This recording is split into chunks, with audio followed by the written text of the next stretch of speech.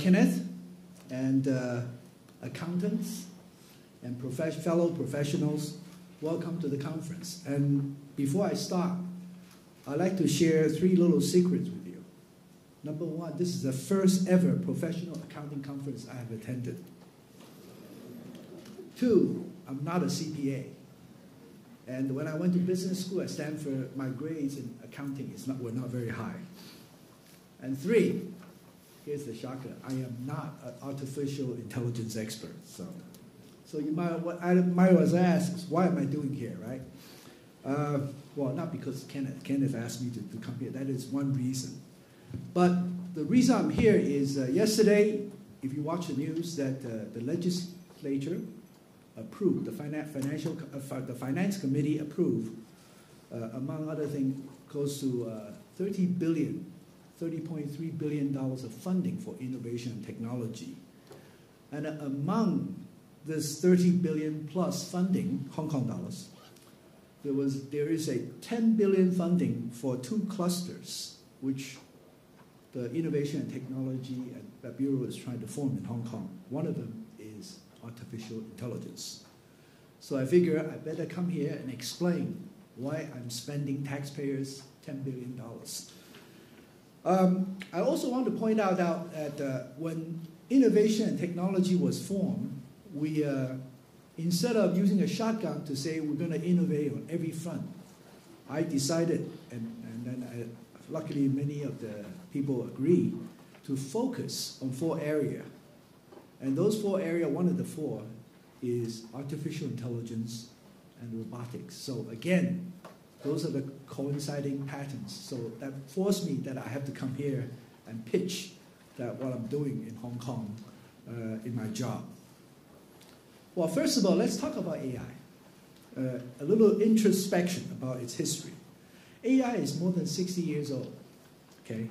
So it's not a new thing. Actually, AI, we dated back 60 years ago, and it dates back to 1950, actually. A gentleman called Alan Turing, you probably heard of him, right? He's the father of computer. He proposed something called the Turing test. What this is the Turing test is trying to make a computer communicate well enough so that it can persuade a human being that it is a human. That's what AI is all about. Okay, it's not mimicking.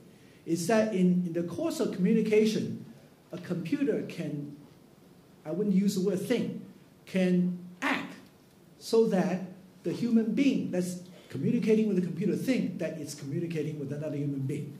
That is really what AI is all about. Okay, that's a fundamental AI.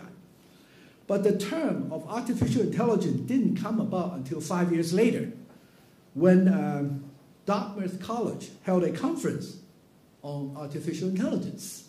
Okay, and after that, you know, a lot of so-called development happened on AI, including the AI laboratory at MIT, okay, the machine translation at Cambridge, and also the self-learning software at IBM.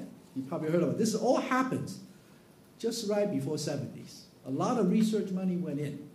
But unfortunately, and I want to emphasize that, all this R&D came out with no practical solution on artificial intelligence. Okay, that is really the problem. Okay, we made computers smart, but it was not so practical. Okay, so the United States government pulled back the funding on AI funding research. So AI went into a slump in the 70s. In fact, AI went up and down, as demonstrated by this curve here, during the years. Again, because of it was unable to deliver practical solutions. Now, the term facial recognition, actually that's not something fancy. It actually started out from character recognition. So it's not just face. Okay, there's also speech recognition. You know, all that. If you're processing speech pattern versus processing video pattern, there's no difference to a computer. Okay, all right. So it's just processing a whole bunch of data. But then to make some sense out of that data, is the key. And then how do you create practical application? But things change in the 21st century because we've got faster and cheaper computer and lots of data today. So what really made AI thrive today, I would say, is data. Lots and lots of data. Without data, there's very little use for artificial intelligence. Okay? Human being cannot process so much data so quickly, a computer can. While a computer processes all this data, if it can extract information out of these data, then it's useful. Now, there's a difference between data and information. Okay? Information carries value. Data is just data.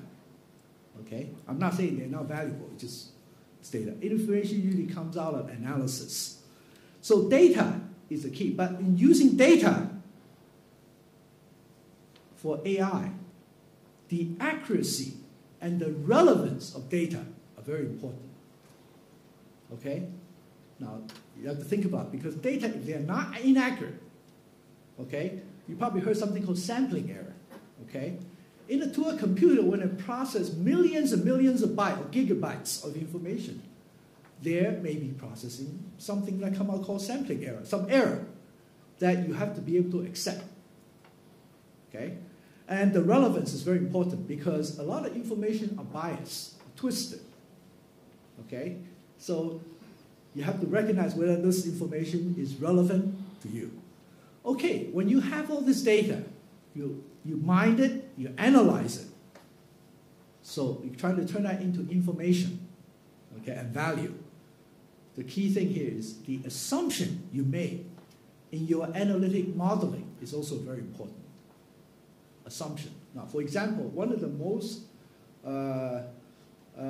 so-called well-known assumption is you plot something called a graph and you have a pattern, a trend. This is called correlation.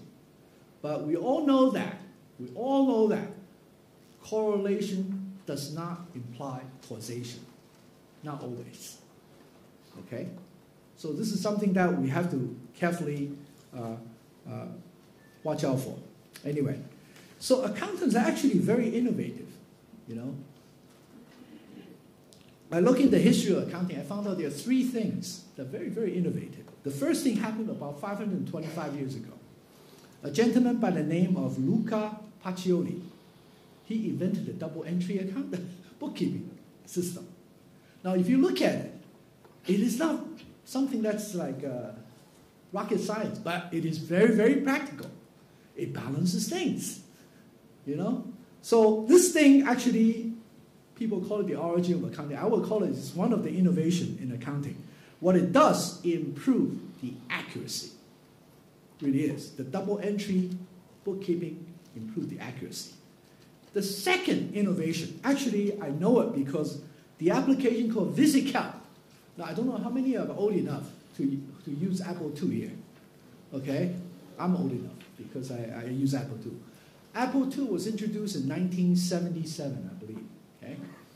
And by Steve Jobs at the first West Coast Computer Science. And it has a killer app. That killer app is VisiCalc. You probably don't know enough about VisiCalc, but you probably know about Excel, Lotus, 1, 2, 3. That's what VisiCalc preceded that. And it's actually conceived by an accountant. Okay, believe it or not, people say it's financial. Actually, it's an accountant that conceived it. Okay, it's a spreadsheet. Okay, so later on, VisiCalc was killed in 1979 by a program called Lotus 1, 2, 3. Okay, so we all know the history, but it doesn't mean that. But that is another great innovation. The idea of having a spreadsheet is fantastic. Today, spreadsheet really helps us to do first-level accounting analysis very, very easily. Without a spreadsheet, you have to punch the calculator, which is very painful. Okay, VisiCalc 40 years ago, and the third thing that really, really happened, another innovation, is the advent of Quicken, or today known as QuickBooks. Okay, which is basically it takes the accounting, put it into perspective, and then offer it as a general service In today's term, in the cloud service, we call it software as a service, so that everybody can use it. It becomes a general tool, and it's a very powerful tool. I'm sure a lot of users, but QuickBooks is not the only brand. There are several cloud-based accounting software today. So this account improved the speed and accuracy. Now remember, the double entry improved the accuracy. But what cloud-based accounting software improved the efficiency, and here's the key word, the value-added capability. Because by using Quicken or QuickBooks, that you're able to perform jobs way beyond what a typical bookkeeper will do. Okay, you'll be able to add value for your clients. So it improves the efficiency and value. So these are the three so-called big innovations. But if you look at these three big innovations, and then you come to say, because 40 years ago, people think computer will replace accountants. But it didn't happen. Because now today we have more accountants than ever before. The computer didn't replace accountants. Instead, they made the accountants better. Now, I know that sounds like oxymoron, but it isn't. The accountants are smarter, okay? It changed the job description of the accountant. Okay, so a lot of mundane tasks you used to have to do it by hand is now done by computers and AI. Okay? All right? So today, you punch a key, you say, give me a balance sheet. Balance sheet comes out.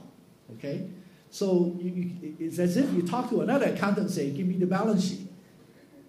Okay, do the reconciliation. It will do it for you. So to a human being, you communicate to the software, and it's producing that. So let's explore the topics. Will AI replace accountants in the future? I'm not talking about now. People say yes. Okay, the yes people say, 28% of the jobs in Hong Kong will be replaced by AI in 10 to 20 years. An AI machine will replace human in mundane, data, calculation-intensive tasks. Those are all the truth. But the problem is, given that, will AI replace consultants? The other camp says, well, fine. It may eliminate 1.8 jobs, but it will create 2.3. At the end of the day, you have a positive balance. So, no. And this is the key argument, which I believe, is I believe AI as a machine will free our accounting professional so that they can do much higher value added and more strategic, creative communication tasks for their clients. Now, all of this, today, if you look at it, is what AI cannot do today. Okay? So basically, technology plus accountants, well, that equals to different tasks, different roles, and different value added. If you look at that, then you don't have to worry about your jobs, because you're just going to become better. Your job, your role will become different, your task will become different, and you will be able to add more values. Okay, this is what I believe. Hong Kong. Kenneth, give me the challenge. Why the hell are we spending $10 billion doing this? We have a problem in Hong Kong. Okay, we have an aging population. Median age is 44. Does know what that means? It means 50% of the population is older than 44. 50% is younger than 44. If you really look at it, about 1/3 of the population are probably over the age of 60 today. And that 1/3 will probably become 2/3, 1/2 in about another 30 years. Okay, I know that sounds scary, but what's worrisome is we have a very low birth rate, 1.2. 2 human beings replaced by 1.2. Sad. And then we have a virtual full employment, because our employment rate today in Hong Kong is 2.8%. That's called virtual full employment. Given that, we have to depend on AI. We have to use AI, otherwise we cannot take care of the population of Hong Kong. Okay? Why? Because we have challenges in healthcare. Okay? You all know that the hospital authority, they're freaking out, right? With summer flu season. Already they are 130% utilized, right? But we cannot just build more hospitals. Because putting older people in the hospital is not the right thing to do. Right? The right thing to do is make them healthy so that they age gracefully, right? So when the time comes, they just flip over and die, right? That's it. But anyway, we need AI. Okay? Why? I just said data is the key driver. But Hong Kong today, we are about to triple our submarine optical cable data capacity in the next 3 years. We're already the kingpin in terms of data flow. Okay, when I say submarine cable, everybody understand what that means, right? That's an optical cable that runs under in Pacific Ocean or whatever ocean it is, come to Hong Kong that transmit the data, connecting the data, let's say, between the US and Hong Kong, right? So we're about to triple that. We have 3 new cables that's going to come into service within the next 3 years. And each one carries a data rate of 120 terabit per second. 3. Okay? Not one is going to Singapore. All 3 of them come to Hong Kong. And I just heard another one is coming too. So there'll be 4. All right? With all this data, what does that mean? What can we do to develop AI? We have to develop. We got lots of data. We are a prime candidate for data. And also we're very good in data. In fact, our AI-related citation is number 3 in the world, according to Times Higher Education, 2017. Okay, our AI research paper in Hong Kong is ranked number 3 in the world. Nobody knows that. I was shocked to find that out too.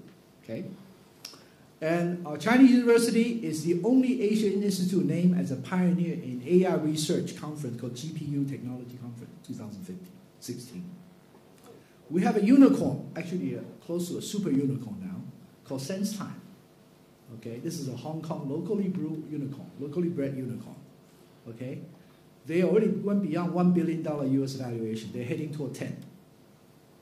Okay, we have a little player called WeLab. I visited them. They use AI to do new fintech services, to do fintech lending.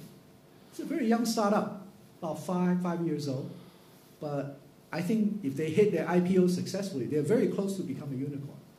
They're just a tad below because I follow them very closely. And these are Hong Kong people. We also have very famous professors. Professor Xiang Tong and also Professor Wang Xiaogang. These are the experts in facial recognition. Okay? Professor Yang Qiang also is the Chinese honor with a fellow in the Association of Artificial Intelligence. I forgot what the first A stands for, but anyway. All right? So Hong Kong actually has a lot of advantage, and Hong Kong has a lot of need for artificial intelligence. We just don't have enough people. Okay? And for the accountants, you need the AI so that you can do a higher value added job for your client. So how do we enhance Hong Kong's strength in AI? Okay? Well, we're going to propose to form an AI cluster. The cluster is going to congregate some of the world's best university and research institutions in artificial intelligence. Okay, why is this moving? This is, I didn't touch it, but it's moving. So this is not AI, okay? Anyway, so also you probably heard of Hong Kong AI Lab. That's funded by Alibaba and Tencent. Okay, that's already set up at Science Park. We're going to drive technology transfer and commercialization because one of the problems that haunted AI's development was the practicality.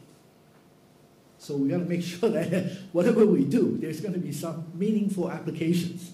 Likewise, everything you do in accounting, in using AI, is practical. I would assume it must be practical because somebody else is paying for you, your services. Okay? Hopefully you use a cluster to nurture more local expertise and talent. We have these students coming out of the university, but they need to be drilled, to be developed. Okay? I just mentioned AI is related to data, so we need data scientists, okay, to complement the AI development. So we need to do that. And data scientists is one of the most sought after talent around the world today. R&D expenditure, okay? We want the private sector to invest more. Because the problem today in Hong Kong's R&D is the government invests more than the private sector. But the rest of the world is the other way around, okay? In Hong Kong, it's 60-40. The rest of the world is 30-70. You go to Shenzhen, it's 10-90. Okay, so we need to get our private sector.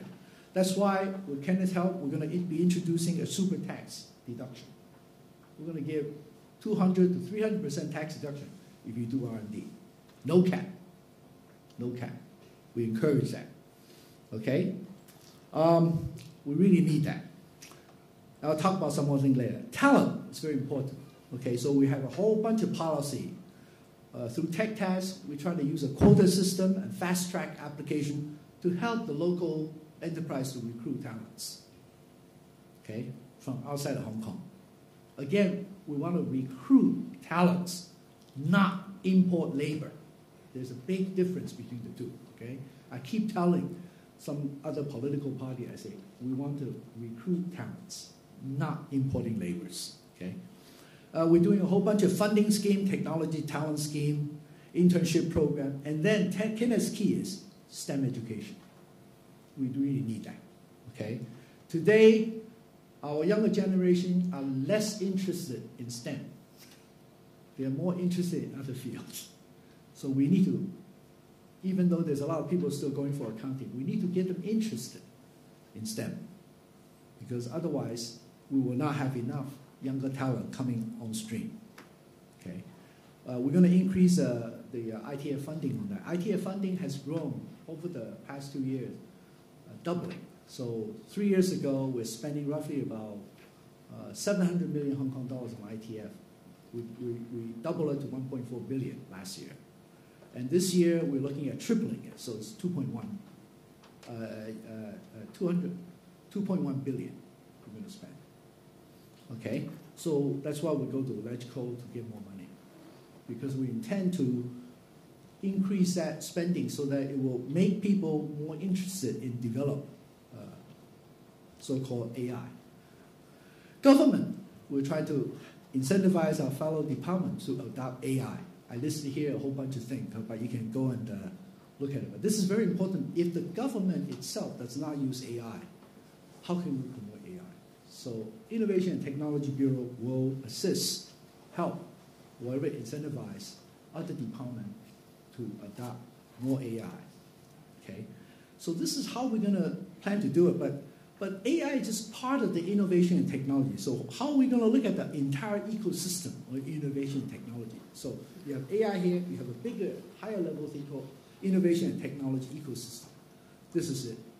The chief executive has an A-prong approach, but I simplify it a little bit. I'm not saying I'm trying to preempt her, okay? But this is basically what she's presenting here, but in a much probably layman term, so you can understand, relate to it.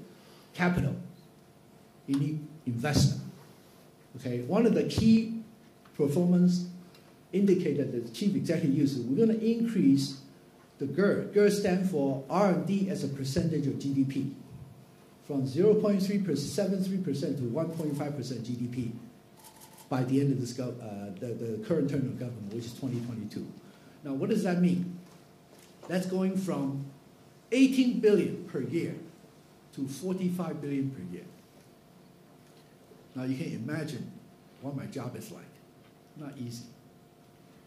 Okay? So government, there's no way government can fill that gap. We need private sector, and the good news is now we have the help of the mainland government because they allow the R&D funding to cross the border. Okay? This is why. This is something we'll work on for a decade, but we finally made the crack, and it will happen. And Shenzhen just announced Shenzhen will allow their R&D funding to cross the border. Okay? So we're talking about probably every year the centrally funded R&D total number is probably around 250 billion renminbi. But Shenzhen itself probably have about 100 billion renminbi of funding. Okay, so again, I'm not saying all that money is going to flow a lot to it, but because we have good university, good R&D, and we have good credibility, that I believe we can attract a good percentage of that funding to be done here. So we can spend the money in Hong Kong and deliver the result in Hong Kong and make that local R&D. It's a very big difference. Infrastructure, we talk about Bay Area Initiative, by the way, that has started. Okay, so this is not a joke. Okay, our chief executive will join probably a team, a small team in the central government to drive the Bay Area Initiative. And we're going to build the Lo Ma Chao Loop, the Hong Kong Shenzhen Innovation and Technology Park, which is going to be 3 to 4 times the size of the current science park. Okay, so again, commitment, because that's a piece of land which we negotiated from Shenzhen without paying anything. But we're going to develop that and then inject it into the overall Bay Area Development Initiative so that you can imagine what kind of value that can add. Okay? We're also upgrading the facilities at Science Park and Industrial Estate. The land has pretty much been used up. We're looking for more land, but any more lands we look now, it probably doesn't come on stream 20, 30 years later.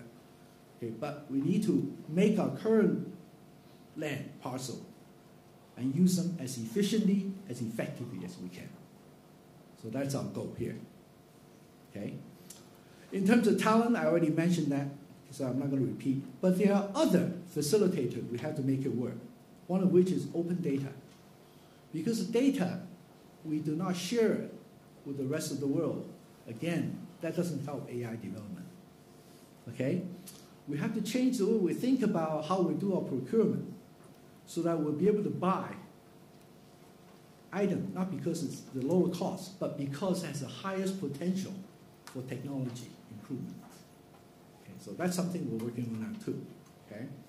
We have to change our legislations and regulations so that we'll incentivize better develop innovation and technology ecosystem. And Kenneth is helping on the super tax deduction, but there'll be many more. Okay, I know the Hong Kong people are very impatient. They want to see changes right away. But I ask all of you to think from as high as you can. Okay, incorporate as big a market as you can think of. We cannot just think just for the local market of Hong Kong, because the local market of Hong Kong is not that big. We have to think now today, probably for the Bay Area at least. Okay? Okay? We have seen some encouraging results. Okay, I want to show you share these with you. In terms of startup, Hong Kong now has 3 unicorns. This is since innovation and technology has been developed, has been established. We have more unicorns coming up. Okay, I know probably 4. Okay, so assuming this trade war doesn't go on adversely, we probably will see 3 more unicorns coming out of Hong Kong. Okay, we've been ranked as among the world's top 5 fastest growing startup ecosystem. Now, this is ranked by somebody, done by somebody else. We have more startups than ever because in an innovation and technology ecosystem, you got to have the deal flow. So you got to keep having more and more startups. A lot of them will fail, but some of them will succeed.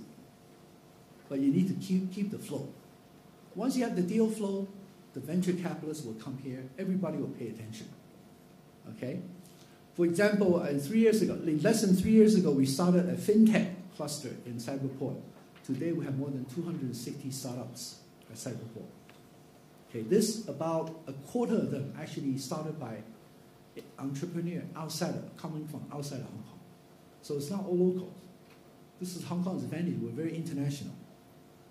Okay, in terms of investment, other than government's investment, you'll be pleased to know that the venture capitalists in 2017 invested $8.9 billion in our startups. Okay, which is a double, 110% increase over the previous year. Our Series A and B funding round has increased to $95 million, which is roughly about $12 million US dollars. Okay, this is like 3 times more than what it was in 2015. Once you have the valuation go up to a reasonable level, then there will be more startups. Okay, and when I say startup, doesn't really mean just startups. because a lot of so-called large corporations are adopting the startup culture to run specific division in their company, like a startup. This is true for HSBC, Standard Chartered. I'm sure you probably know your client. They're adopting that. So that's changing the landscape. If you look at fintech alone, Hong Kong, the Hong Kong company raised a total of 940, close to $1 billion over the past 3 years. That's about the same amount added together for Singapore and Australia. So a lot of people say Singapore is better than us. Don't believe it, because this number speaks for itself. Okay? If the VC are willing to put money in, either, you cannot call them they're fools. They're not fools. Okay? They put their money in. But there are two other breakthroughs I want to highlight is the Loma Chao Loop, which we negotiated, got it, and signed into Hong Kong jurisdiction last January.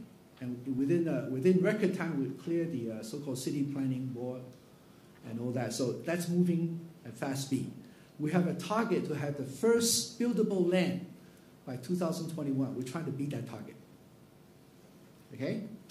And then the next biggest item that happened about last month, okay, that the R&D funding crossing the boundary. Okay? This is going to be very, very big for Hong Kong. Okay, that's going to create a lot of new jobs, I hope. So thank you very much, but I do want to mention there are a few challenges for AI. Number one, the challenge I see is our workforce has to be retrained, reskilled. This is something that Kenneth has said, hit it right on. He hit on education, but I use the word retooling. Our workforce got to be retooled so that we can adapt to the rapid changes. We can embrace the technology, embrace the changes. Rather than fighting AI, we have to accept it and use it. Okay?